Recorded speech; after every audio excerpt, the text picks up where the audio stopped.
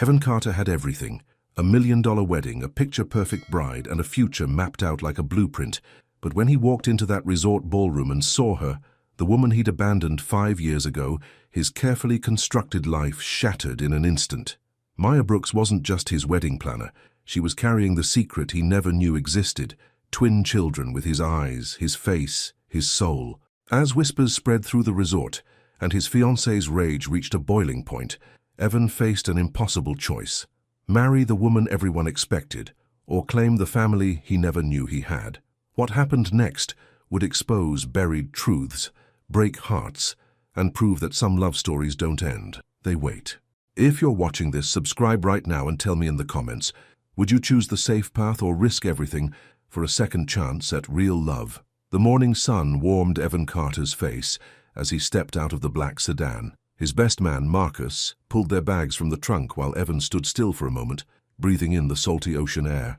The resort spread out before them like something from a magazine: white stone pathways, palm trees swaying gently, and the distant sound of waves rolling against the shore. "You ready for this?" Marcus asked, slapping him on the shoulder. Evan smiled, the kind of smile that didn't quite reach his eyes. "Ready as I'll ever be." A resort staff member in a crisp white uniform approached them with a warm smile. "Mr. Carter, welcome to Seaside Haven. We're honored to host your wedding celebration." "Thank you," Evan said, shaking the man's hand. As they walked toward the main building, Evan's phone buzzed. A text from Chloe, his fiancée. "Don't stress the planner with last-minute changes. Everything is already perfect. See you at lunch. XO." He pocketed the phone without responding. The vows he'd written were folded in his jacket pocket. He'd rehearsed them a dozen times on the drive up, but the words still felt hollow in his mouth. He pushed the thought away. This was what he was supposed to do. Chloe was beautiful, ambitious, from the right family. His mother approved. Everything made sense on paper. "The meeting with the planner is in the main ballroom," the staff member said. "She's expecting you at 9. Evan nodded and checked his watch. 5 minutes early. Good. The resort's interior was just as impressive as the outside. High ceilings with exposed wooden beams, large windows that let the morning light pour in, soft music playing somewhere in the background. It was the kind of place designed to make dreams come true. Marcus whistled low. "Man, this place is something else. Chloe really pulled out all the stops." "Her mother did," Evan corrected quietly. "Chloe just approved the choices." They found the ballroom without much trouble. The double doors were open, revealing a vast space with crystal chandeliers and white linens draped over dozens of round tables. Someone was inside, bent over a table near the front, clipboard in hand. "You want me to come in?" Marcus asked. "No, it's fine. This shouldn't take long. I'll meet you at the room." Evan walked into the ballroom alone, his dress shoes clicking softly against the polished floor. The woman didn't turn around at first. She was studying a seating chart, her hand moving across the paper as she made notes. "Good morning," Evan said. "I'm Evan Carter, the groom." The woman's entire body went rigid. Her hand stopped moving. For a long moment, she didn't turn around, and Evan felt a strange prickle of unease run down his spine. Then she turned. Time stopped. Maya. The clipboard slipped from her hands and clattered to the floor. Her eyes, those same warm brown eyes he'd dreamed about for 5 years, were wide with shock. Her mouth opened slightly, but no words came out. Evan couldn't breathe, couldn't think. The world had narrowed to just her face, the face he'd memorized a lifetime ago. "Maya?" His voice came out strangled. She took a step back, her hand moving to her chest as if to steady her heart. "Evan," his name on her lips. God, he'd forgotten what that sounded like. Before either of them could say another word, movement caught Evan's attention. 2 small figures emerged from behind a curtain near the back of the room. Children, maybe 4 years old, a boy and a girl. They ran toward Maya with bright smiles, calling out, "Mama!" Evan's world tilted. The boy had his eyes, the exact shade of blue-gray that Evan saw every morning in the mirror, and the shape of his face, the curve of his jaw, the way his ears sat. The girl had Maya's warm brown skin and beautiful curls, but something about her smile, the way she moved, was achingly familiar. The twins. They had to be twins, and they looked exactly like him. Maya moved quickly, placing herself between Evan and the children, her expression shifting from shock to something protective and desperate.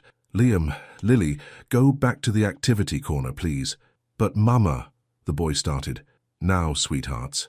Her voice was gentle but firm. The children hesitated, looking up at Evan with curious eyes. The boy, Liam, smiled at him. "Hi."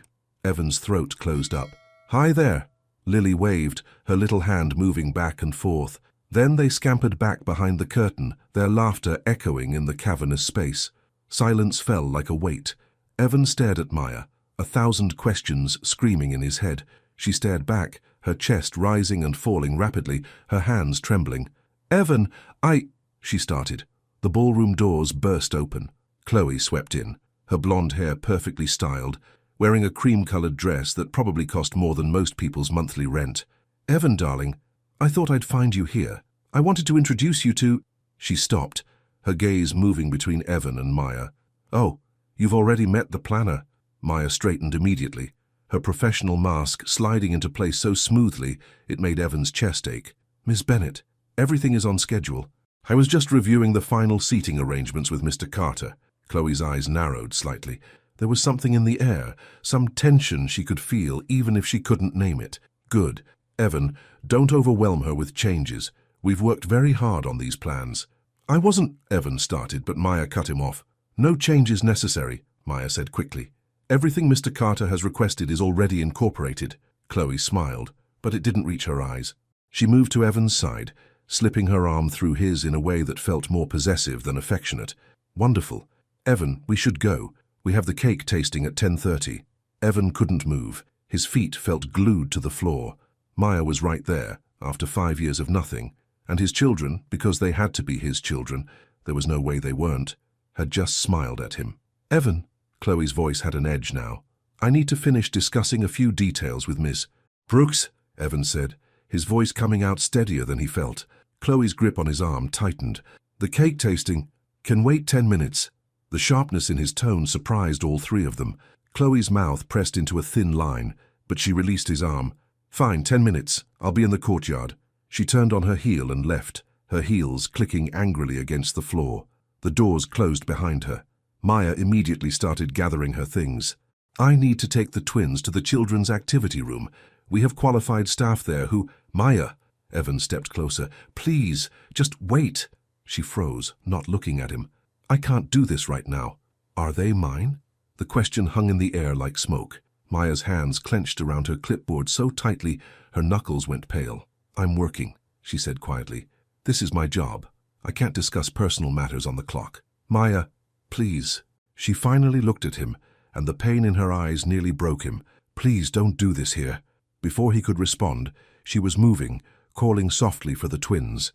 They emerged from behind the curtain, each carrying a small backpack. Maya took their hands, one on each side, and headed for a side door without looking back. But just before she reached it, Liam pulled free and ran back to Evan. He stopped right in front of him, tilting his head back to look up with those impossible eyes. "You're getting married?" Liam asked. Evan's throat was so tight he could barely speak. "Yes, that's nice." Liam smiled. "I hope your wedding is really pretty." Then he tugged on Evan's pant leg, the gesture so innocent and sweet it made Evan's heart shatter. Bye, Liam," Evan managed. The boy ran back to Maya, who scooped him up without a word. The three of them disappeared through the side door, leaving Evan standing alone in the empty ballroom, his entire world crumbling around him. He sank into one of the chairs, his head in his hands. 5 years ago he'd let Maya go. He'd been afraid of his family's reaction, afraid of committing, afraid of changing his carefully planned life. She'd been a light in his world, warm and genuine and real in ways no one else had ever been. But when his father had pressured him, when the expectations had piled up, Evan had chosen the easy path. He'd chosen silence. He'd let her leave without fighting for her. And now she was here, with his children, children he'd never known existed. God, what had he done? A soft cough made him look up. An older staff member stood near the doors. "Mr. Carter, your party is waiting in the courtyard." Evan nodded numbly and forced himself to stand. He walked out of the ballroom like a man in a dream, his mind racing. The cake tasting passed in a blur. Chloe chatted with the pastry chef, pointing at different options, asking questions about fondant and buttercream. Evan sat beside her, nodding when expected but tasting nothing. "You're distracted," Chloe said when they were alone again. "I'm fine. Is it the planner? She seemed, I don't know, nervous around you." Evan's hands clenched under the table. "She's just doing her job." Chloe studied him, her blue eyes calculating. "You've met her before?" It wasn't a question. A long time ago, Evan said carefully. It doesn't matter. Everything matters during a wedding week, darling. Chloe's voice was light, but there was steel underneath. I need you focused, present. This is our moment. I know. She reached across the table and took his hand. Her touch was cool and careful. Good. Because I won't tolerate any drama. We've worked too hard for this. Evan nodded, but inside he was screaming. By early afternoon, rumors had already started spreading through the resort staff. 2 junior planners whispered in the supply closet. A housekeeper mentioned something to the concierge. The groom and the wedding planner had history. The way they'd looked at each other wasn't professional. And those children. In the staff lounge, a young assistant named Jennifer leaned close to her co-worker. Did you see his face when he saw her kids? He went completely white. You think they're his? The other woman whispered back. They look just like him. Same eyes, same face shape. It's obvious. Does the bride know? Jennifer shrugged. Not yet, but she will. By the time Chloe heard the whispers, just fragments really, pieces of conversations that stopped when she walked into a room, her suspicion had turned into cold certainty. She stormed through the resort, her cream heels clicking like gunshots until she reached Evan's suite. She didn't knock. She used her key and walked straight in. Evan was on the balcony, staring out at the ocean. He didn't turn when she entered. We need to talk, Chloe said. About what? Don't play stupid with me, Evan. It's beneath you. She crossed her arms. The planner, Maya, you two have a history. He finally turned. Yes. How much of a history? We dated. 5 years ago. It ended. And now she's here. With children. Chloe's voice was sharp as glass. Children who, from what I'm hearing, look remarkably like you. Evan's jaw tightened. I don't know. I just saw them this morning. You don't know? Chloe laughed, but there was no humor in it. Evan, I'm not an idiot. I saw your face. You knew the moment you saw those kids. He turned back to the ocean, his hands gripping the railing. She never told me. So they are yours? I think so, yes. The silence that followed was suffocating. Chloe walked to the balcony doorway but didn't step outside. When she spoke again, her voice was colder than he'd ever heard it. You will stay away from her. You will not engage with those children. You will not create a scandal that humiliates me and my family, do you understand? Evan's knuckles went white against the railing. Chloe, do you understand? She repeated louder now. He turned slowly, and something in his eyes made her take a step back. I can't promise that. Excuse me? If those are my children, they're not your children. They're her children. You weren't there. You didn't raise them. You don't get to disrupt my wedding week because of some woman from your past who couldn't be bothered to tell you she was pregnant.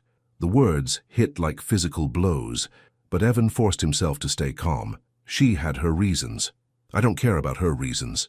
Chloe's voice was shaking now with anger or fear or both. I care about our reputation, our families, our future, not some woman who shows up with convenient twins right before our wedding. It's not convenient for her either, Evan said quietly. She looked terrified. Good, she should be. Chloe turned toward the door. You need to focus, Evan. This wedding is happening in 6 days. 6 days. I won't let you ruin it, because you're having some crisis of conscience. She left, slamming the door behind her. Evan stood on the balcony for a long time, watching the waves crash against the shore. The sun was starting to lower, painting the sky in shades of orange and pink. His children were somewhere in this resort. His children who didn't know him, who'd smiled at him like he was just another stranger. And Maya. God, Maya. After 5 years of regret, 5 years of wondering what might have been, she was here, close enough to touch, close enough to finally tell her he was sorry. But the words felt impossibly small compared to what he'd done. Margaret Carter arrived at the resort just after 3 o'clock, her silver Lexus pulling smoothly into the circular drive. A valet rushed to open her door, and she stepped out with the kind of grace that came from decades of practice. She was 58 but looked younger, her dark hair streaked elegantly with silver, her posture perfect. Mrs. Carter, welcome, the resort manager said, greeting her personally. Your son is waiting for you in the South Terrace. Thank you, James. She found Evan sitting alone at a table overlooking the gardens, a cup of coffee growing cold in front of him. He looked up when she approached and her heart squeezed. She knew that look. She'd seen it before years ago when he'd let someone important slip away. Evan, darling. She kissed his cheek and sat across from him. You look troubled. I'm fine, Mom. You're many things, but fine isn't one of them right now. She studied him carefully. What happened? He hesitated, his hands wrapped around the coffee cup. Something unexpected. I gathered that much from your text. Margaret's voice was gentle. She'd learned long ago that pushing Evan only made him retreat. Does it have to do with the wedding? In a way. Is it about a woman? His head snapped up. How did you? Because I know you, and because you have the look of a man who's seen a ghost. She reached across the table and covered his hand with hers. Who is she? Evan exhaled slowly. Her name is Maya. We were together 5 years ago, before Chloe. Margaret nodded, encouraging him to continue. She's the wedding planner. I see. And she has children, twins, 4 years old. Understanding dawned in Margaret's eyes. She sat back in her chair, processing. Oh, Evan, they look like me, Mom. Exactly like me. Did she know about the wedding before today? I don't know, I don't think so. She looked as shocked as I felt. He ran his hands through his hair. She wouldn't talk to me. Said she couldn't discuss personal matters on the job. Margaret was quiet for a moment, watching her son carefully. What do you want to do? I don't know anything right now except, he trailed off, his voice breaking slightly, except that I made a mistake 5 years ago. A big one. And now it's here, staring me in the face. Why did you let her go? Evan looked away, shame coloring his features. Dad, the business, the expectations. I wasn't ready to fight for something real. I chose the easy path. And now? Now I'm engaged to someone else. Now there are children involved. Now it's a mess. Margaret stood and moved to sit beside him. She took both his hands in hers, the way she had when he was a boy. Listen to me, Evan. Life rarely gives us second chances. If it's offering you one now, you need to be very careful about what you do with it. Chloe will never forgive me. Maybe not. But that's not the question you should be asking. She squeezed his hands gently. The question is whether you can forgive yourself if you don't try. Evan looked at his mother, really looked at her, and saw nothing but love and understanding in her eyes. You won't be angry if you what? Choose truth over convenience? Choose love over expectation? She smiled softly. Evan, I've spent my whole life playing by certain rules. Some of them were good, some of them weren't. But I will not force you to make the same mistakes I did. What about the families? The business connections, everything with the Bennetts? We'll manage, we always do. She stood, smoothing her skirt. Now, I'd like to meet this wedding planner. Professionally, of course. Evan managed a weak smile. Of course. They found Maya in the garden area, directing a team of staff as they set up chairs for a rehearsal dinner later in the week. She was in her element, clipboard in hand, moving with efficient grace. The twins were nearby, playing in a designated children's area under the watchful eye of a resort staff member. When Maya saw Evan approaching with an older woman, she visibly tensed, but she squared her shoulders and walked to meet them. Mrs. Carter, I presume, Maya said, offering her hand. Margaret took it, her smile warm and genuine. Please call me Margaret. You must be Maya. I've heard wonderful things about your work. Maya's surprise was obvious. She'd clearly been expecting coldness, maybe even hostility. Thank you, yes, I'm Maya Brooks. The children are yours? Margaret asked, glancing toward the play area. Maya's guard went up immediately. Yes, they're beautiful. The compliment seemed to catch Maya off guard. Thank you. Margaret's eyes moved to the twins, studying them carefully. Recognition flickered across her face. How could it not? But when she looked back at Maya, there was no judgment. Only a deep, quiet understanding. I hope the week hasn't been too stressful, Margaret said gently. Wedding planning can be overwhelming under the best circumstances. I'm used to it, Maya said, but her voice was tight. Still, if there's anything I can do to help, please don't hesitate to ask. Margaret touched Maya's arm lightly, a gesture of kindness that made Maya's eyes shine with unexpected tears. That's very kind of you. Evan watched the exchange, his throat tight. His mother was offering something Maya clearly hadn't expected. Grace. Mama, Lily called out, running over with a flower she'd picked. Look what I found. Maya scooped her up, kissing her forehead. It's beautiful, baby. Lily looked at Margaret with shy curiosity. Hi. Hello there, Margaret said softly. That's a lovely flower. Did you pick it yourself? Lily nodded, then looked at Evan. Are you the man getting married? Evan's breath caught. Yes, I am. Will there be cake? Despite everything, Evan felt himself smile. Lots of cake. I like cake, Lily announced seriously. Then I'll make sure you get a piece, Evan said. Maya's arms tightened around her daughter. Lily, sweetie, let's go check on your brother. She set the girl down and Lily scampered back to the play area. When Maya looked back at Evan and Margaret, her expression was guarded again. I need to get back to work. Of course, Margaret said. It was lovely to meet you, Maya. Maya nodded and walked away, her shoulders rigid with tension. Margaret turned to her son. "Those are your children, I know, and you love their mother." It wasn't a question, but Evan answered anyway. "I never stopped." Margaret watched Maya direct her staff with calm efficiency, watched the way she periodically glanced toward her children, watched the careful way she avoided looking at Evan.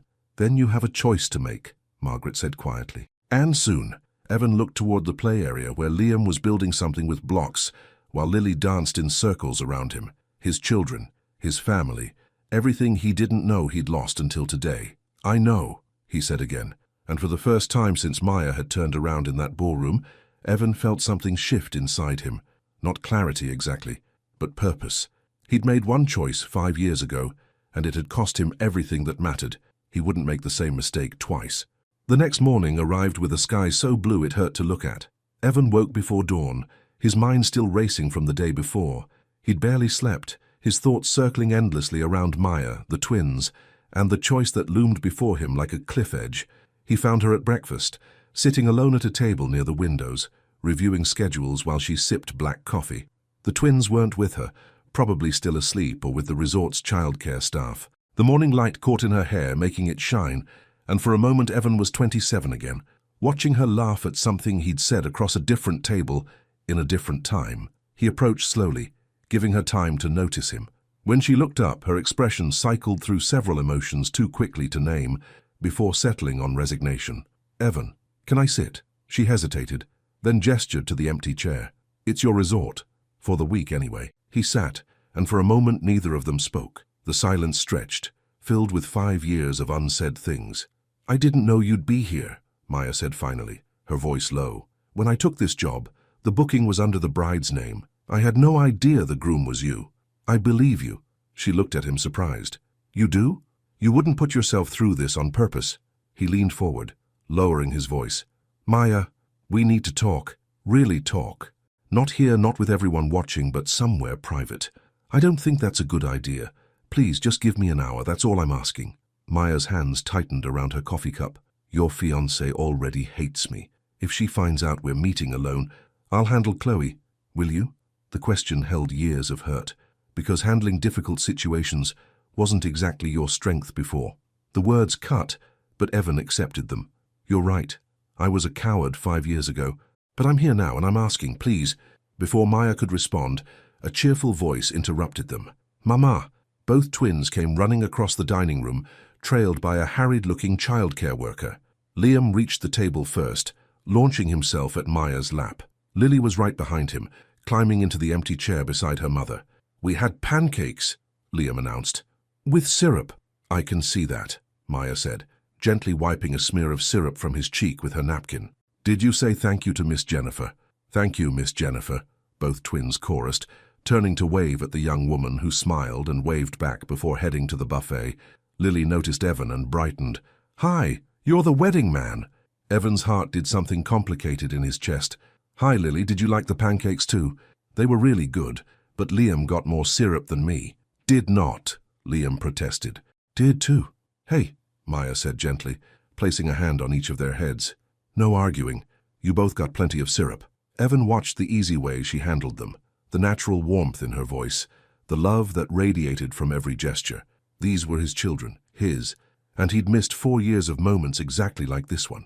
"Are you planning the flowers today?" Liam asked, looking at Maya's clipboard. "Can we help?" "Actually," Evan heard himself say, "I was hoping you two might help me with something if your mom says it's okay." 3 pairs of eyes turned to him, 2 excited, 1 wary. "Help with what?" Maya asked carefully. "I need to review the placement for some of the decorations in the garden," Evan improvised, "and I could use an honest opinion.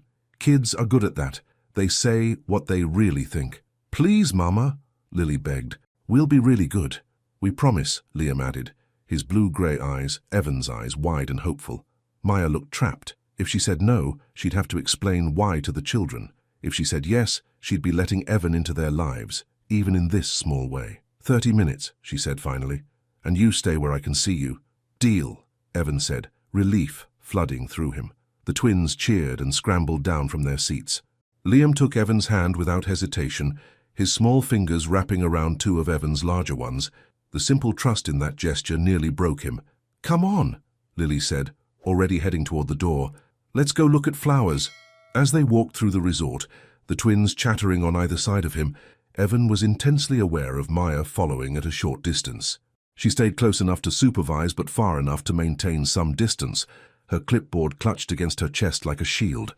In the garden, Evan made a show of examining the arbor where the ceremony would take place.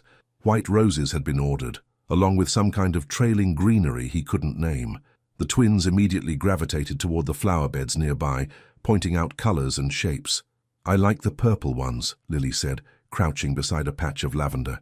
Those are pretty, Evan agreed, kneeling beside her. What do you think, Liam? Liam was studying the arbor with surprising focus for a 4-year-old. The white is nice, but it's kind of boring. Evan laughed, surprising himself. You think so? All the weddings in movies have colors, Liam said seriously, like pink or blue or yellow. White is what you use when you can't decide. That's actually a good point, Evan said. Maya had moved closer, unable to resist the pull of her children. Liam watches a lot of romantic comedies with me, she explained, a faint smile on her lips. He has opinions. I can see that. Evan looked up at her, and for a moment their eyes met. The morning sun backlit her, making her seem to glow, and Evan felt the full weight of what he'd lost crushing down on him. Mr. Evan, Lily tugged on his sleeve. Can I ask you something? Of course. Are you happy? About getting married?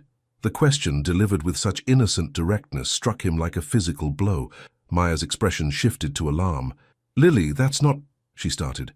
It's okay, Evan said quietly. He looked at Lily's upturned face, those features that were a perfect blend of himself and Maya, and decided that if anyone deserved honesty, it was these children. You know what? I'm not sure. I thought I was, but now I'm not so sure anymore. Why not? Liam asked, joining his sister. Sometimes grown-ups make plans, and the plans seem right at the time, but then something happens that makes you realize maybe the plans were wrong all along.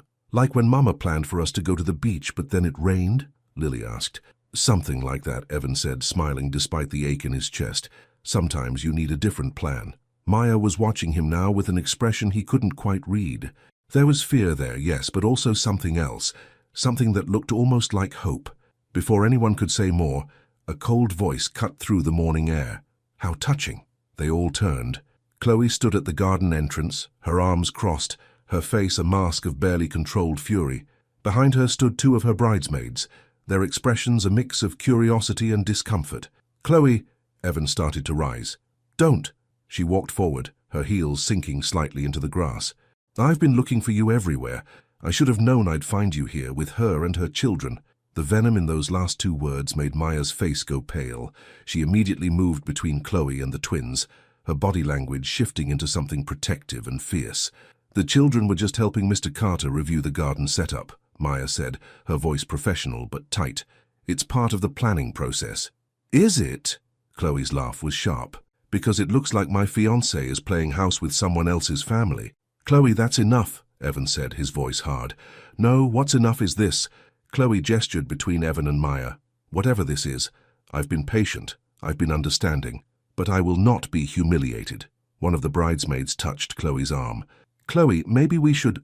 Stay out of it, Rachel. Chloe's eyes never left Evan. We have a schedule, Evan. A cake tasting. A meeting with the photographer.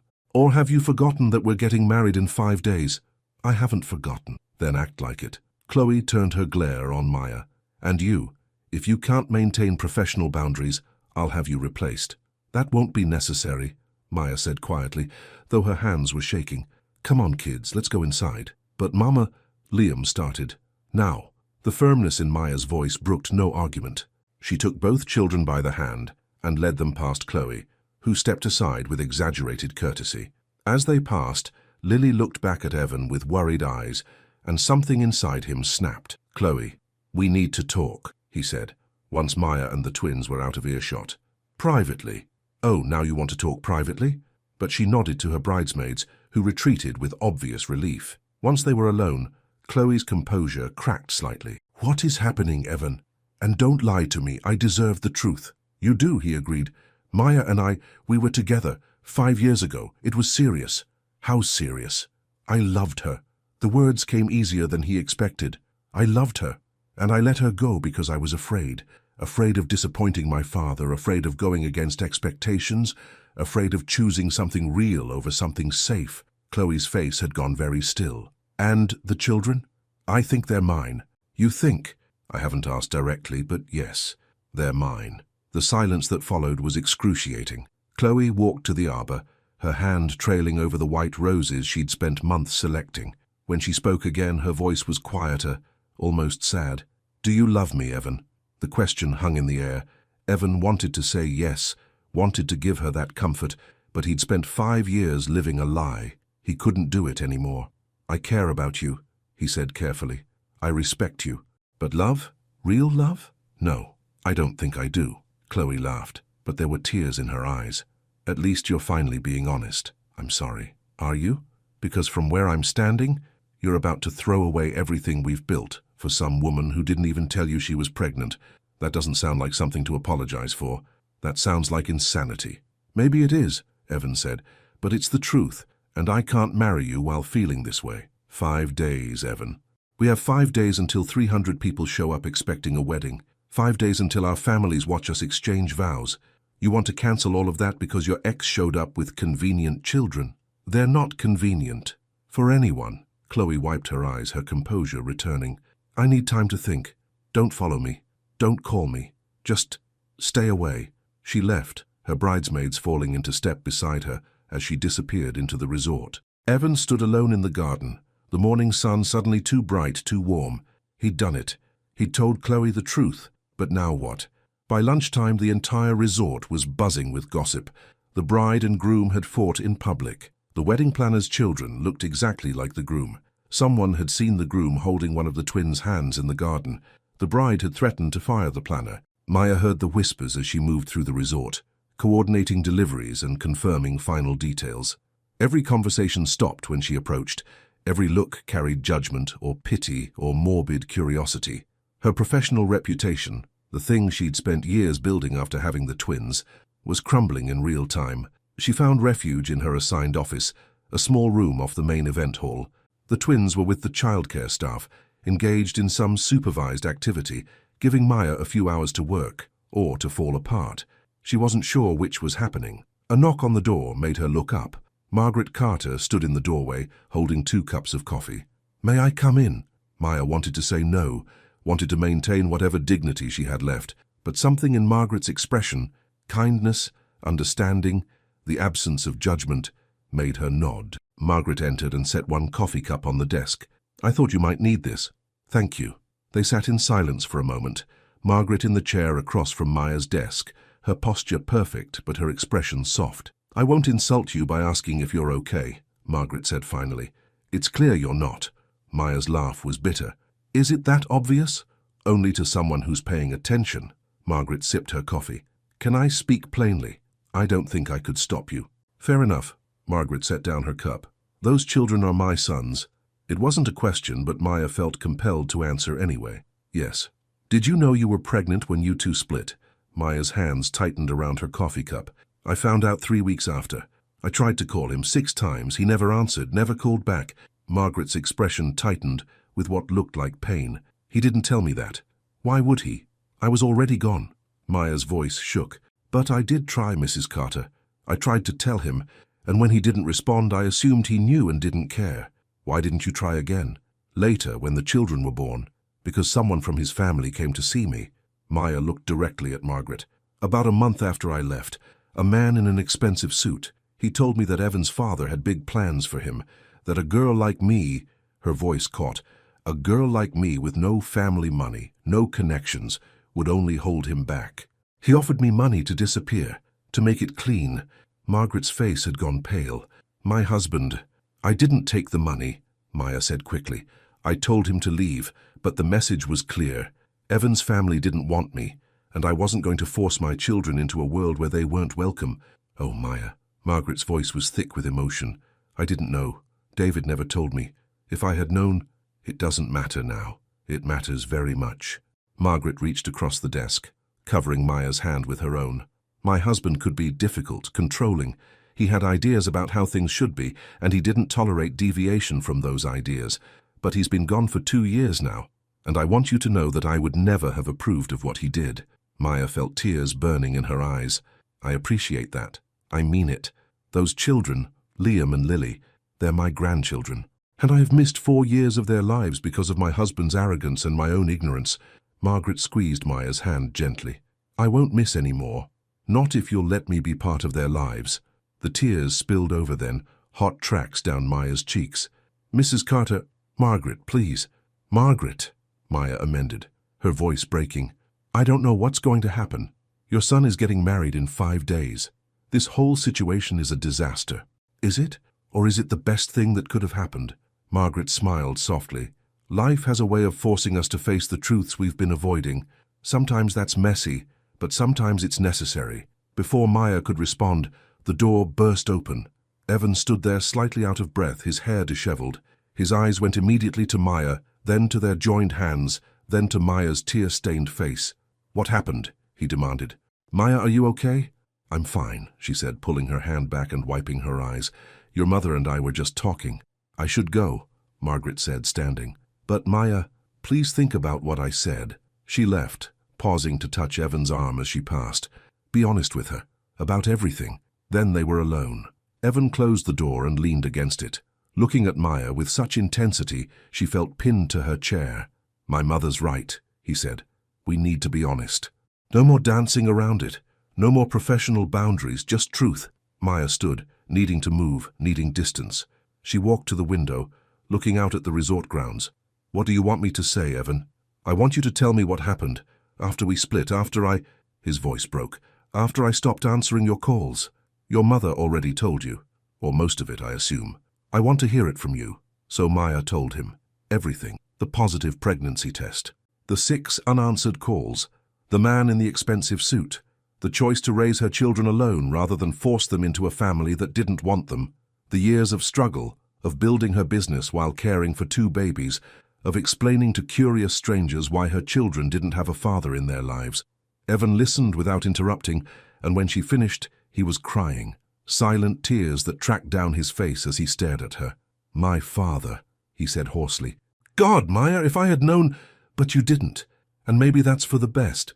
She turned to face him. Because you would have come back out of obligation, not love. And I didn't want that. I still don't want that. It wouldn't have been obligation. Wouldn't it? She crossed her arms. Be honest, Evan. 5 years ago when I left, were you relieved? The question struck home. She saw it in his face.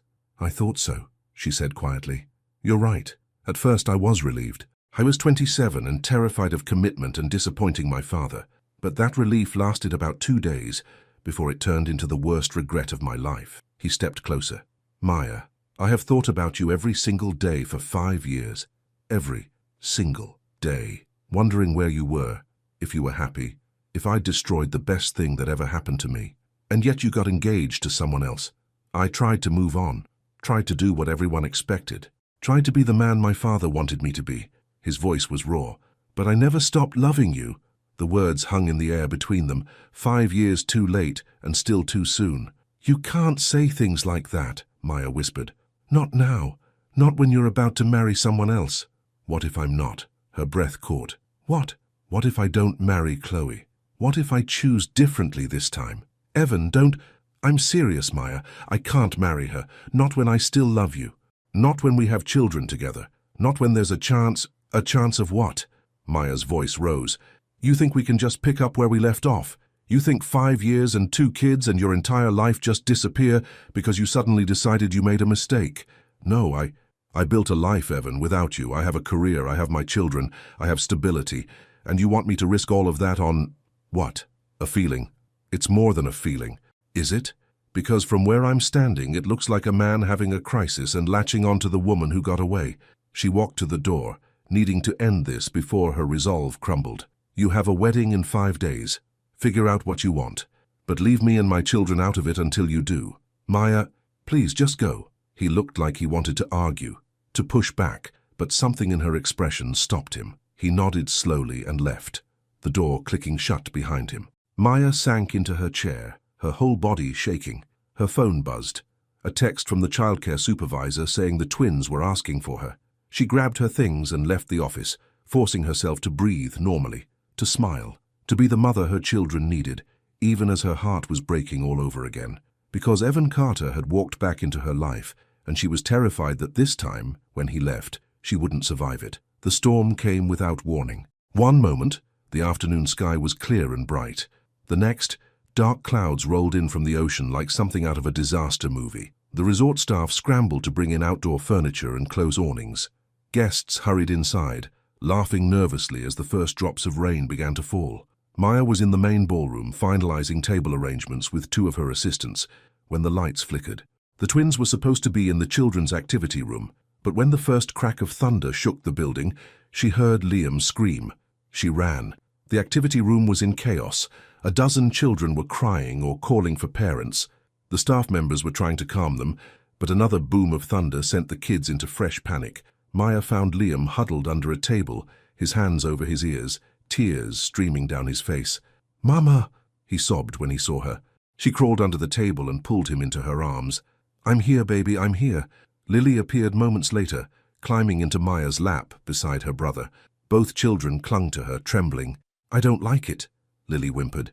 "Make it stop." "It's just noise," Maya soothed, rocking them both. "It can't hurt you. Mama's got you." But the storm intensified. Rain lashed against the windows. The lights flickered again, and this time they went out completely. Emergency lighting kicked in, casting everything in eerie shadows. A staff member appeared with a flashlight. "Ms. Brooks, we're moving everyone to the main hall. It's more secure." Maya nodded and coaxed the twins out from under the table. Other parents were collecting their children. The exodus to the main hall was chaotic but orderly.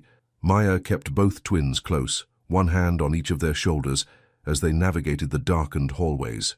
The main hall was massive, used for conferences and large events, with high ceilings and no windows. Emergency lights provided dim illumination. Guests and staff were gathering in clusters, some sitting on the floor, others standing in nervous groups. The resort manager was trying to organize things, his voice barely audible over the nervous chatter. Maya found a quiet corner and sat down with her back against the wall. The twins immediately pressed against her sides. Liam was still shaking, his face buried against her shoulder. "It's okay," she murmured, kissing his head. "We're safe inside."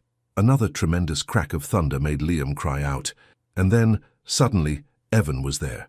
He appeared out of the dim lighting like an answer to a prayer she hadn't spoken. His eyes found Maya's first, then dropped to Liam, whose small body was rigid with fear. "Can I help?" Evan asked quietly. Maya started to refuse, wanted to refuse, but Liam lifted his head and saw Evan. Without hesitation, without knowing why, the little boy reached for him. Evan's face did something complicated. He looked at Maya for permission, and she found herself nodding. Evan scooped Liam up like he'd done it 1,000 times before. The boy immediately wrapped his arms around Evan's neck and buried his face in his shoulder. Evan's large hand came up to cradle Liam's head, and he began rocking gently, murmuring soft words Maya couldn't quite hear. She watched, her heart in her throat, as Liam's trembling gradually subsided. Evan's hand moved in slow circles on the boy's back. He was swaying slightly, an instinctive motion that seemed to comfort them both. Lily, not wanting to be left out, tugged on Evan's pant leg. "Can you hold me too?" "Lily," Maya started, but Evan was already shifting Liam to one arm and reaching down with the other to pull Lily up. Somehow, impossibly, he balanced both children, one on each side, both clinging to him like he was their anchor in the storm. Maya's vision blurred with tears. This moment right here was everything she'd imagined 100 times over the past 4 years. The father the twins had never known, holding them, protecting them, being exactly what they needed. The lights flickered once more, then went out entirely. Even the emergency lighting died. The hall plunged into complete darkness, and multiple people cried out in alarm. Maya felt Evan sit down beside her, felt his shoulder press against hers in the dark. The twins were quiet now, their fear apparently less than their exhaustion. Lily's breathing had already evened out into sleep. "Thank you," Maya whispered. "Don't thank me." Evan's voice was rough. "This is God, Maya. This is what I should have been doing for 4 years. You didn't know. I should have known. I should have answered your calls. I should have—" He broke off, his breathing uneven. In the darkness, Maya felt his hand find hers.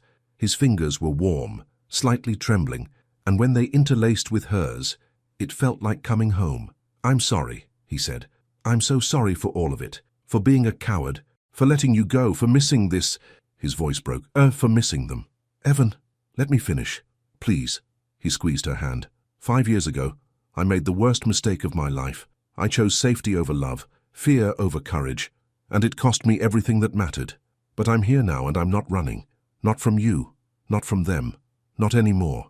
Maya's tears fell silently in the dark. What about Chloe? It's over. It has to be over. Because I can't... He shifted, carefully adjusting his hold on the sleeping twins. I can't stand at an altar and promise forever to someone when my heart belongs to someone else. When my children are in the audience watching me marry the wrong person. Your children, Maya repeated softly. Our children. If you'll let me say that. If you'll let me be part of their lives. Thunder crashed again, but quieter now, the storm beginning to move away. Maya leaned her head against Evan's shoulder, breathing in his familiar scent. Cologne she remembered from 5 years ago, mixed with something new. I'm scared, she admitted. So am I. What if we try and it doesn't work? What if we hurt them? What if we don't try and spend the rest of our lives wondering? Evan's voice was barely a whisper. What if this is our second chance, and we're too afraid to take it? Maya didn't answer. She couldn't. The weight of the decision felt too heavy, too important. But in the darkness, with her children sleeping peacefully in their father's arms, with Evan's hand warm in hers, it felt like maybe, just maybe, hope wasn't such a dangerous thing after all. The lights came back on gradually. First the emergency lighting, then the main power. People around the hall cheered softly. The storm's fury had passed, leaving only steady rain drumming against the building's exterior. Evan looked down at the twins, both fast asleep, their faces peaceful. They're beautiful, he said quietly. They're perfect. They ask about you sometimes, Maya said. Not you specifically, but their father, who he is, why he's not around. I never knew what to say. What did you say? That sometimes grown-ups make mistakes. That just because someone isn't there doesn't mean they don't matter. She looked at him. I never wanted them to think they weren't wanted. Even if I thought that I didn't want them. Or you. Yes. Evan's eyes were bright with unshed tears. I would have wanted them. I would have wanted all of it. The midnight feedings, the first steps, the terrible twos, all of it. If I had known, Maya, nothing could have kept me away. I believe you, Maya said, and realized she meant it. The resort manager appeared, announcing that the power was fully restored and guests could return to their rooms. People began dispersing, gathering their belongings and children. Maya gently shook Lily awake. Come on, baby. Time to go back to our room. Lily blinked sleepily, then realized she was still in Evan's arms. She smiled and patted his cheek. You're good at holding. Evan laughed, a sound that was half joy, half sob. Thank you. That's the best compliment I've ever gotten. Are you going to come to our room? Liam asked, suddenly awake and alert. Maya and Evan looked at each other. The question hung between them, weighted with implications. Not tonight, Maya said gently, but maybe soon. Tomorrow, Liam pressed. We'll see, sweetie. Evan carefully handed the twins back to Maya. His hands lingered for a moment, his fingers brushing against hers. Can I see you tomorrow? Really see you, just the two of us, to talk? Maya nodded. After breakfast? The rose garden, maybe. It's usually quiet there. I'll be there. They walked out of the main hall together, then separated in the lobby. Maya and the twins heading toward the family suites, Evan toward the executive wing. But before he left, Evan turned back. Maya, she stopped, looking over her shoulder. I love you. I never stopped, and I'm going to spend every day proving it if you'll let me. He didn't wait for a response. He just walked away, leaving Maya standing in the elegant lobby, with her heart pounding and her children pulling at her hands. Mama, I like him, Lily announced. He's nice. Yes, Maya agreed quietly. He is. Can he be our friend? Liam asked. Maya looked at her son, at Evan's son, and saw so much hope in those blue-gray eyes that it hurt. Maybe more than that, she whispered. Maybe much more than that. Evan didn't sleep that night. He couldn't. Every time he closed his eyes, he saw Liam's face pressed against his shoulder, felt the weight of both children in his arms, remembered the way Maya's hand had fit so perfectly in his. By the time morning came, he'd made his decision. He found Chloe in the resort's restaurant, having breakfast with her mother and 2 bridesmaids. They all looked up when he approached, their expressions ranging from curious to hostile. Chloe, can we talk? Evan asked. We're eating, Chloe's mother said icily. It's important. Chloe studied him for a long moment, then nodded. Fine, let's take a walk. They walked outside into the morning sunshine. The storm had left everything clean and bright. Water still dripped from leaves. The ocean was calm again, as if last night's fury had never happened. They reached a bench overlooking the water. Neither sat. "I can't marry you," Evan said. No preamble, no softening, just truth. Chloe's face remained perfectly composed. "Because of her. Because of me. Because I'm not the man you deserve. Because I would be standing at that altar lying to you, lying to everyone. You love her." "Yes. And the children are yours." "Yes." Chloe nodded slowly, her jaw tight. "I knew. The moment I saw you look at them, I knew. I just didn't want to believe it. I'm sorry, I never meant for any of this. Don't." She held up a hand. "Don't apologize for loving someone. That's not what I'm angry about." "Then what?" "I'm angry that you wasted my time. That you said yes when you should have said no. That you let it get this far." Her voice was steady, but her eyes were bright. "I'm angry that I planned a wedding to a man who was never really mine." The words cut because they were true. "You're right. I know I'm right." She looked out at the ocean. "The thing is, Evan, I didn't really love you either. Not the way I should have. I loved the idea of us. The perfect couple, the perfect wedding, the perfect life. But you, the actual person, I'm not sure I ever knew you. Chloe, I'm calling it off. Today. I'll handle my family. You handle yours. We'll split the cancellation costs, and we'll both pretend this week never happened." "That's very practical of you." She finally looked at him, and for the first time he saw something real in her eyes. Hurt, yes, but also relief. "I learned a long time ago that you can't force someone to love you. My mother never learned that lesson, but I did." She straightened her shoulders. "Go be with your family, Evan, your real family, and I'll go figure out what I actually want, instead of what everyone expects me to want." She walked away before he could respond, her spine straight, her head high. Despite everything, Evan felt a rush of respect for her. She deserved someone who would love her completely. He just wasn't that person. He pulled out his phone and called his mother. "Evan, is everything all right? I called off the wedding." A pause, then, "Good." "Good?" "Yes, good. That girl is lovely, but she's not right for you. And more importantly, you're not right for her." Margaret's voice softened. "Are you going to tell Maya?" "I'm meeting her in 20 minutes. "Then go. And Evan, don't mess it up this time." He smiled despite everything. "I'll try not to." The rose garden was empty when he arrived. Early morning sunlight filtered through the arbor, making the dew on the petals sparkle. The air smelled of flowers and rain-washed earth. Maya appeared 5 minutes later, alone. She'd left the twins with the childcare staff. She wore a simple yellow sundress, her hair pulled back, no makeup. She was the most beautiful thing he'd ever seen. "Hi," she said softly. "Hi." They stood apart, both nervous, both afraid of what came next. "I called it off," Evan said. "The wedding. It's done." Maya's eyes widened. "Evan, let me say this, please." He stepped closer. 5 years ago, I let fear control me.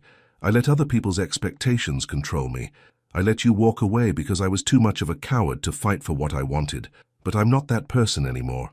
Or maybe I am, but I'm trying not to be. What are you saying? I'm saying I love you. I'm saying those kids in there, our kids, deserve a father who shows up, who stays, who chooses them every single day, not out of obligation, but because they're the best thing that ever happened to him. His voice broke. I'm saying I want a chance, a real chance, not to jump into something, not to rush, but to actually try, to date you, to get to know Liam and Lily, to prove that I'm not going anywhere this time. Tears streamed down Maya's face. "What if I can't trust you? What if I'm too scared?" "Then we go slow as you need. But Maya, please, please don't send me away without at least trying." She stood there crying, shaking, clearly terrified. And then, so quietly, he almost missed it. "I still love you too." The words broke something open inside him. He closed the distance between them and pulled her into his arms. She came willingly, her face pressed against his chest, her hands fisting in his shirt. "I'm so scared," she whispered. "Me too. What if we hurt them? We probably will at some point, because we're human and we make mistakes. But we'll also love them and show them what it looks like when two people choose each other. Even when it's hard." He pulled back just enough to cup her face in his hands. "I'm not perfect, Maya. I'm going to mess up. But I swear to you, I will never stop trying. I will never stop choosing you. Choosing all of you." She looked up at him with those beautiful brown eyes, and he saw the exact moment she decided to be brave, to take the risk, to trust him with her heart and her children's hearts. "Okay," she whispered. "Okay, we can try. Slowly, carefully. But, yes, okay." Evan kissed her then, gentle and reverent. tasting salt from her tears. It was nothing like their first kiss 5 years ago. Urgent and uncertain, this was a promise, a beginning. When they finally pulled apart, both breathless, Maya laughed softly. "What now?" "Now we tell the twins. If you're ready. They're going to have so many questions." "Good, we'll answer them. Together." They walked back to the resort hand in hand. Staff members noticed, whispers following in their wake, but neither cared. Let them talk. Let the whole world talk. They found the twins in the children's activity room, playing with blocks. When Liam saw them enter together, hand in hand, his face lit up. "Mr. Evan!" Both children ran over. Maya knelt down with Evan beside her. "We need to talk to you both about something important," Maya said. "Are we in trouble?" Lily asked, eyes wide. "No, baby. Nothing like that." Maya took a deep breath. "You know how you've asked about your daddy? About why you don't have one?" Both twins nodded, suddenly very serious. "Well," Maya continued, her voice shaking slightly, "you do have one. You always did. I didn't know how to find him, but he's here now." "Where?" Liam asked, looking around. Evan's throat was so tight he could barely speak. "I'm right here, buddy." The twins looked at him, then at Maya, then back at Evan. Confusion flickered across their faces. Then slowly understanding began to dawn. "You're our daddy," Lily whispered. "Yes, if you want me to be." For a long moment, no one moved. Then Liam launched himself at Evan, wrapping his small arms around his neck with such force they both nearly toppled over. Lily was right behind him, climbing into the embrace. "We wanted you," Liam said fiercely. "We wanted you so much." Evan closed his eyes, holding his children, and let himself cry. Maya's hand found his shoulder, steadying him, supporting him. "I wanted you too," he whispered. "More than you'll ever know." They stayed like that, the four of them tangled together on the floor of the activity room, while around them life went on. Other children played. Staff members supervised. The resort continued its rhythms. But for Evan Carter, time had stopped. Because he was holding his entire world in his arms, and this time he wasn't letting go. "Can you stay with us now?" Lily asked, pulling back to look at him. "Every day," Evan promised. "For as long as you'll have me." "Forever?" Liam asked. Evan looked at Maya and she smiled through her tears. "Yes," Evan said, "forever." And for the first time in 5 years, he meant it. The next 2 days passed in a blur of whispered conversations and stolen moments. News of the cancelled wedding spread through the resort like wildfire. Some guests checked out early, uncomfortable with the drama. Others stayed, drawn by the spectacle of it all. The staff watched with a mixture of sympathy and curiosity as the story unfolded. Maya's professional reputation took a hit. She knew it would. 3 couples had already contacted her company, asking to be reassigned to different planners. Her boss called twice, his voice tight with concern about the situation. But every time Maya felt panic rising, she looked at her children laughing with their father, and the fear subsided. Some things were worth the cost. Evan had moved out of the executive suite and into a smaller room in the family wing, closer to Maya and the twins. Margaret had quietly taken over the logistics of cancelling the wedding, returning deposits, notifying vendors, handling the endless phone calls from disappointed relatives. She did it all with such grace that Maya found herself almost in awe. "It's the least I can do," Margaret said when Maya tried to thank her. "My husband's actions stole 4 years from all of us. I won't let pride or embarrassment steal anymore." On the 3rd morning after the storm, Maya found a note slipped under her door. "Meet me at the dock at sunset. Just you. The twins are invited to a special dinner with their grandmother." Ishi smiled at the careful handwriting. So different from the rushed texts she usually got. This was intentional, planned. Evan was trying. That evening, after dressing the twins in their nicest clothes and delivering them to Margaret's suite, where the older woman greeted them with genuine delight and promises of chicken fingers and ice cream, Maya made her way to the dock. The sun was just beginning its descent, painting the sky in shades of orange and pink. Evan stood at the end of the wooden dock, his hands in his pockets staring out at the water. He'd dressed up, pressed slacks, a white button-down shirt, no tie. When he heard her footsteps, he turned, and his smile was nervous and hopeful, and so achingly familiar it made her chest hurt. "Hi," he said. "Hi yourself." She joined him at the railing, looking out at the sunset. "Your note was very mysterious. I wanted to do this right. No interruptions, no kids climbing on us. As much as I love that. No resort staff watching, just us. Just us." Maya repeated softly. They stood in comfortable silence for a moment, the waves lapping gently against the dock posts. A seabird called somewhere in the distance. "Do you remember the first time we met?" Evan asked. Maya laughed. "The coffee shop. You spilled your latte all over my laptop. You were so angry. Your eyes were shooting daggers at me. You ruined 3 hours of work, and then I spent the next 2 hours helping you recreate it, even though I knew nothing about wedding planning spreadsheets. You were terrible at it," Maya said, smiling at the memory. "You kept asking why people needed 17 different types of chairs. I still don't understand that, honestly." Evan turned to face her, his expression growing serious. "But I understood you. From that very first conversation, I felt like I'd found something I didn't know I was looking for." "Evan, let me finish, please." He took her hands in his. "These past few days, getting to know Liam and Lily, watching you with them, seeing the life you built. Maya, I'm in awe of you. You did it all alone. You raised 2 incredible kids, built a business, created stability and love and home, and I wasn't there for any of it. You didn't know, but I should have. I should have fought harder 5 years ago. I should have answered those calls. I should have been brave enough to choose you when it mattered." His grip on her hands tightened. "I can't change the past, but I can promise you the future, if you'll have me." Maya's breath caught. "What are you saying?" "I'm saying I want this. All of it. The messy mornings and the bedtime stories and the parent-teacher conferences. I want to teach Liam how to ride a bike and help Lily with her homework. I want Sunday mornings sleeping late and Tuesday nights doing laundry. I want the boring, beautiful, everyday moments that make a life." Tears were streaming down Maya's face now. "We've only been back in each other's lives for 3 days. I know, and I'm not asking for forever right now. I'm asking for today, and tomorrow, and the day after that.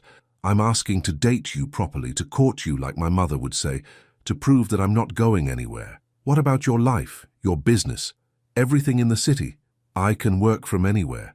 And the things I can't do remotely, I'll fly back when needed. But my home is wherever you and the twins are. If you're here, I'm here. If you're in Timbuktu, I'm in Timbuktu." Maya laughed through her tears. "That's ridiculous. Maybe, but it's true." He reached up to cup her face, his thumb brushing away her tears. "I love you, Maya Brooks. I loved you 5 years ago, and I love you now, and I will love you every day for the rest of my life if you'll let me." "I'm still scared," she whispered. "Good. That means this matters. That means it's real." He leaned his forehead against hers. "Be scared. Be cautious. Take all the time you need, but don't send me away. Please." Maya closed her eyes, breathing in his scent, feeling the warmth of his hands on her face. Every logical part of her brain was screaming that this was too fast, too risky, too much. But her heart, her stubborn, hopeful heart, was singing. "Okay," she whispered. "Okay? Okay, you can stay, you can court me, you can be part of their lives, but Evan..." She pulled back to look at him. "If you hurt them, if you disappear, if you decide this is too hard, I won't. You don't know that. Yes, I do, because losing you once nearly destroyed me. Losing them now after knowing they exist, that would kill me." His voice was fierce. "I'm not perfect, Maya. I'm going to make mistakes. I'm going to mess up bedtimes and forget to pack snacks and probably traumatize them with my terrible cooking. But I will show up. Every single day, I will show up." Maya searched his face, looking for doubt or hesitation. She found none, just love and determination, and a desperate hope that matched her own. "Then stay," she said. "Stay and prove it." Evan kissed her then, soft and sweet and full of promise. The sunset painted the sky behind them in brilliant colors, and somewhere in the resort, their children were laughing with their grandmother, and the world kept spinning. But in that moment, on that dock, it was just the two of them, and a second chance neither had expected. When they finally pulled apart, both breathless, Evan smiled. "There's something else." "What?" "Come with me." He led her back down the dock and along a path she didn't recognize. It wound through the resort's gardens, past flowering bushes and stone benches, until they reached a small clearing. In the center stood a simple wooden table set for two, with candles flickering in the growing dusk and fairy lights strung in the trees overhead. Maya gasped. "Evan, I bribed the resort staff." "Well, my mother bribed them. She's surprisingly good at that." He pulled out a chair for her. "I thought we deserved a proper first date." "Or would it be a second first date?" "I think we're in uncharted territory," Maya said, sitting down. "The rules don't really apply anymore." A waiter appeared with covered dishes, grilled salmon, roasted vegetables, fresh bread. The food smelled incredible, but Maya could barely taste it. She was too aware of Evan across from her, the way the candlelight caught in his eyes, the way he looked at her like she was the only person in the world. They talked about everything and nothing. He told her about his business, the consulting firm his father had started and Evan had inherited. She told him about her company, how she'd built it from nothing while pregnant, taking phone calls between contractions, editing contracts while nursing. "You're incredible," Evan said, shaking his head. "I mean it, Maya, what you've accomplished. I did what I had to do. For them. Still, not everyone could do it. You're strong in ways I never was. You're stronger than you think. You walked away from everything comfortable. That takes courage. Or stupidity," Evan said, smiling ruefully. The jury's still out. They lingered over dessert, chocolate cake that was almost too rich to finish.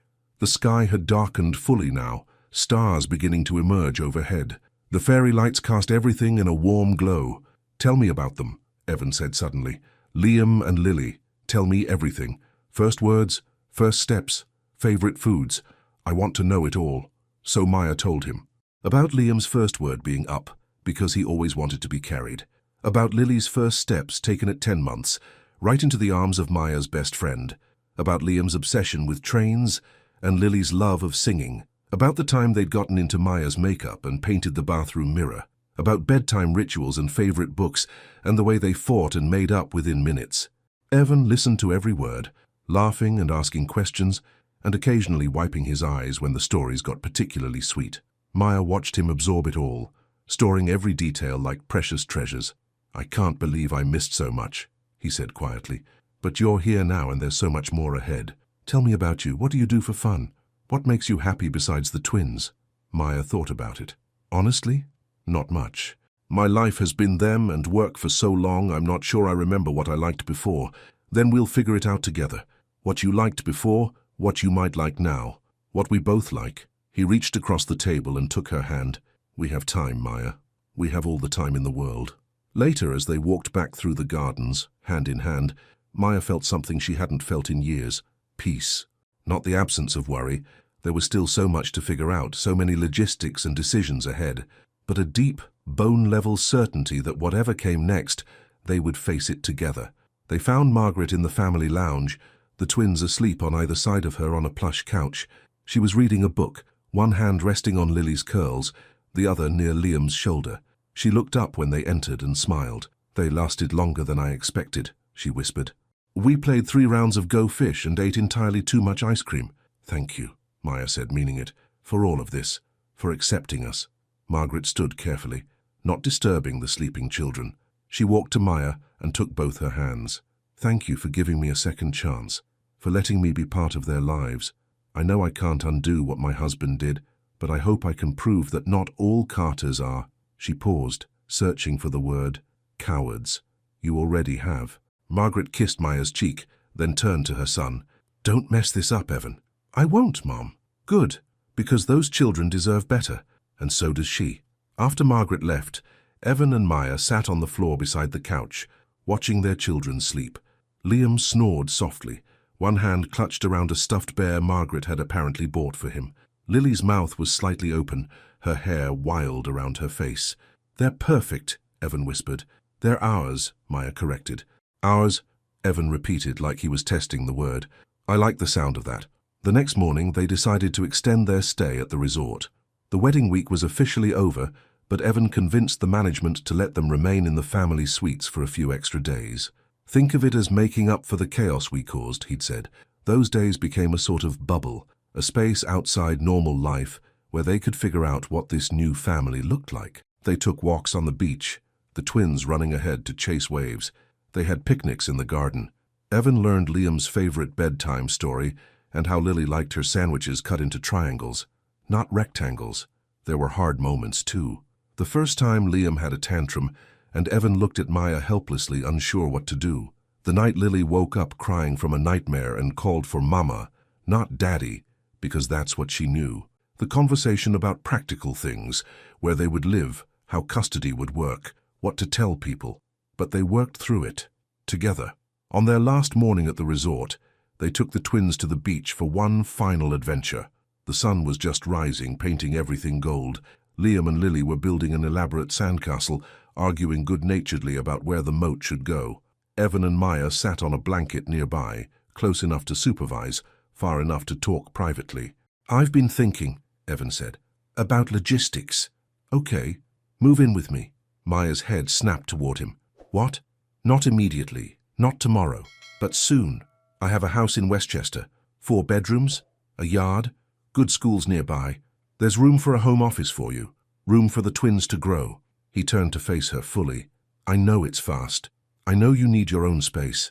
But Maya, I don't want to be a weekend dad. I don't want to miss mornings and bedtimes and the boring Tuesday afternoons. I want all of it, Evan. And I know you need independence. I know you need to feel secure. So we'll do it your way. You and the twins take the master suite. I'll take one of the smaller bedrooms. We'll have separate spaces, but we'll be together. We'll be a family." Maya stared at him, her mind racing. It was crazy. Too fast. Too much. And yet, "What about my business?" she asked. "Bring it with you. Or keep your office wherever it is now. I'll support you however you need. And if it doesn't work out, then we figure it out.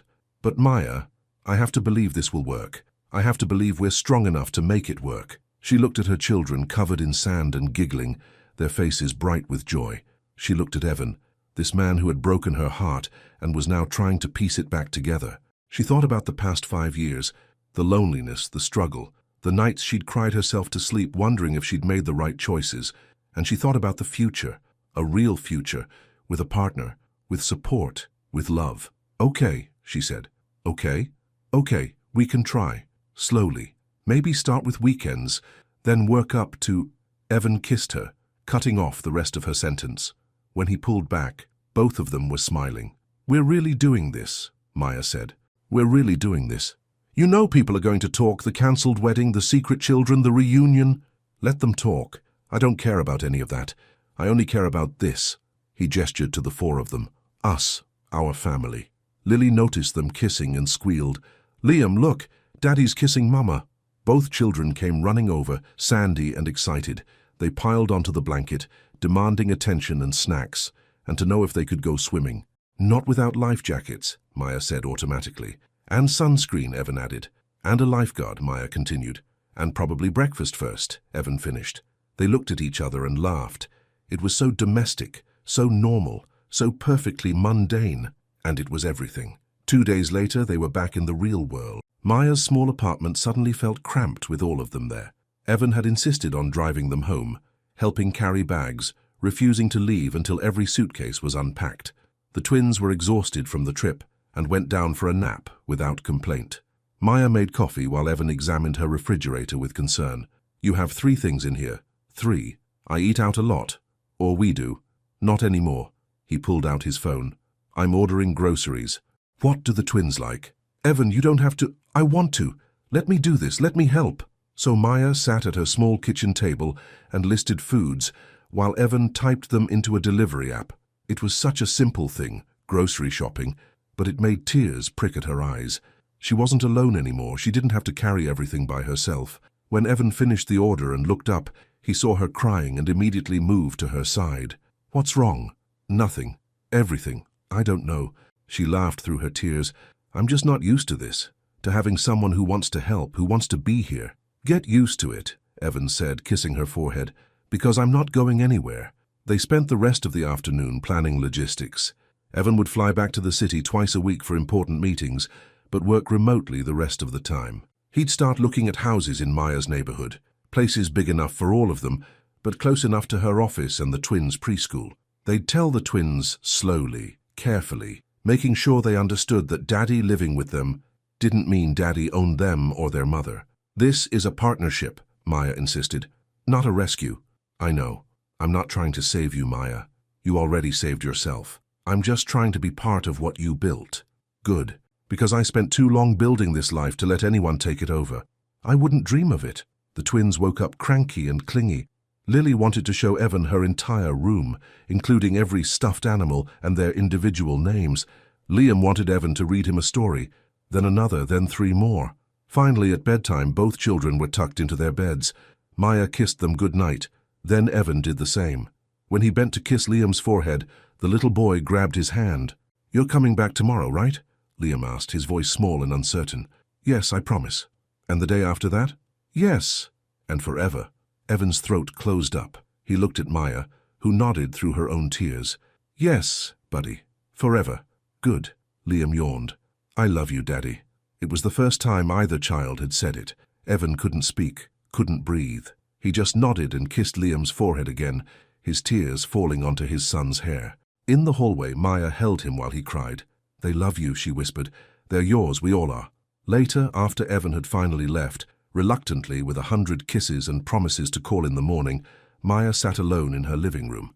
Her phone buzzed with messages, her boss asking about the fallout, her best friend demanding details, her mother who'd heard rumors and wanted explanations, but Maya ignored them all. She pulled up the photo Evan had taken that afternoon, the four of them on the beach, sandy and smiling, looking like a real family, because they were a real family now, messy and complicated, and born from pain and mistakes, but real and chosen, and full of a love that had survived 5 years of separation and was strong enough to build a future on. Her phone buzzed again. This time it was Evan. "I miss you already. Tell the twins good night for me, and tell yourself that I love you.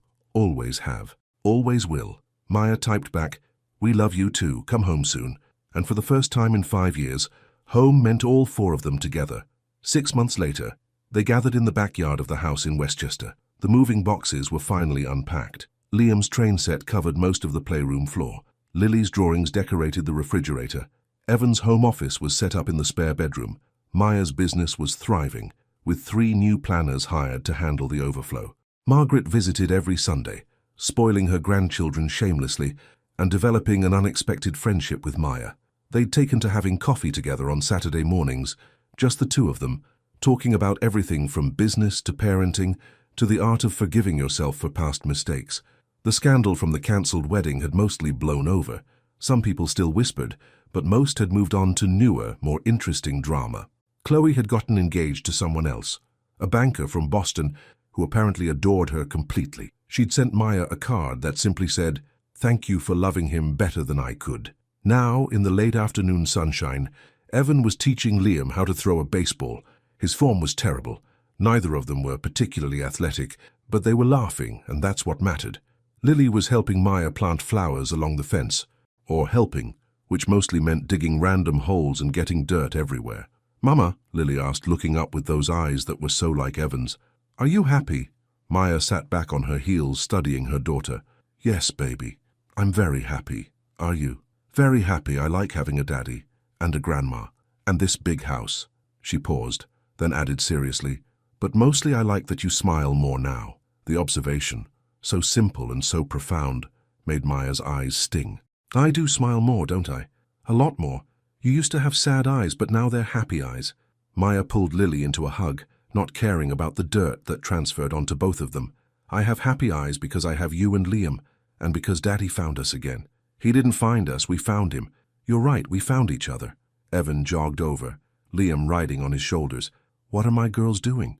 "Planting flowers," Lily announced, "and talking about feelings." "Sounds dangerous," Evan teased, swinging Liam down. "Who wants ice cream?" "Me!" Both children shouted simultaneously. They ran toward the house, arguing about flavors. Evan reached down to help Maya up, then pulled her into his arms. "You have dirt on your face," he said, brushing it away gently. "You have grass stains on your knees. We're a mess. We're perfect." Evan kissed her, slow and sweet, the taste of home and forever, and second chances. When they pulled apart, both smiling, he rested his forehead against hers. "I love our life," he said quietly. "Me too. No regrets? Only that we didn't find each other sooner." "But Evan," she pulled back to look at him. "Maybe we needed those 5 years. Maybe we needed to grow up, to become who we needed to be to make this work. Maybe. Or maybe we just got really, really lucky. Maybe both." They walked toward the house hand in hand, toward their children and ice cream and the beautiful chaos of family dinner.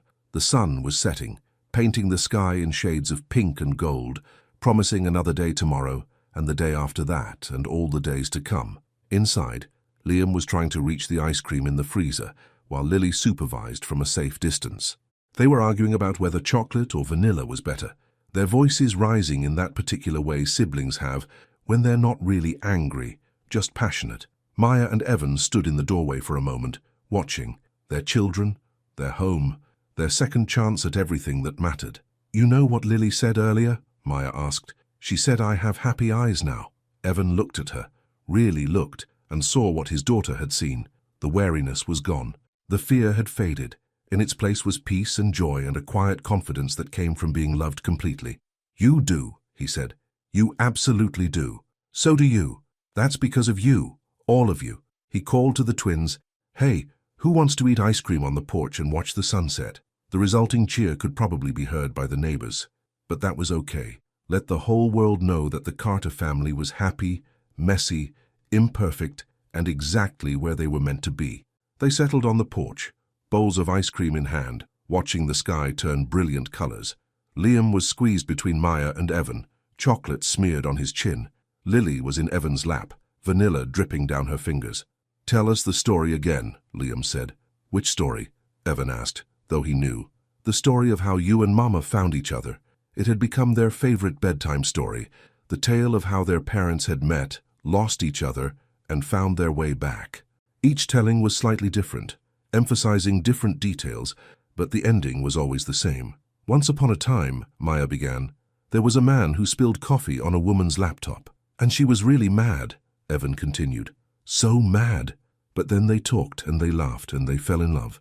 But then they had to say goodbye," Evan said, his voice softening. "And for a long time they were apart. But Mama had us," Lily interjected, as she always did. "She did. She had you two, and you were the best things that ever happened. And then one day," Liam prompted, knowing the story by heart but never tiring of it. "One day," Evan said, squeezing Maya's hand, "I walked into a room, and there she was, your Mama, the woman I'd never stopped loving. And there you were, my children, who I didn't even know I had, and everything changed. We all found each other," Lily said happily. "We did," Maya agreed. "We found each other, and now we're a family." "Forever and ever?" Liam asked, as he always did. "Forever and ever," Evan and Maya answered together. The twins seemed satisfied with this, returning their attention to their ice cream. The sunset continued its show, the sky deepening into purple and blue. Somewhere in the distance a bird called.